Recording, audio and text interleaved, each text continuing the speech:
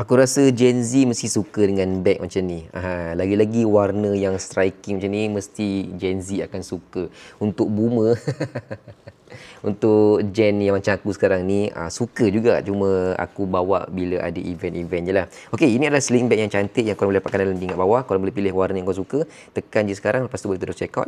Belakang ni ada satu compartment yang korang boleh letakkan benda-benda nipis, contoh macam nota-nota ke ataupun resit-resit ke, boleh letak kat belakang ni. Kemudian dekat bahagian hadapan ni korang kena buka dia punya clip ni supaya boleh akses ke bahagian dalam dia. Dekat bahagian depan ni ada satu poket, yang ni agak nipis juga. Yang ni aku rasa kalau korang nak letakkan korang punya power bank ke, boleh, tak ada masalah. So senang nak capai.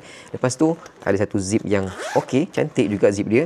Okey, dalam ni dia ada satu kompartmen besar, ada pemisah juga kat sini, dan ada satu kompartmen kecil dalam zip dia ni.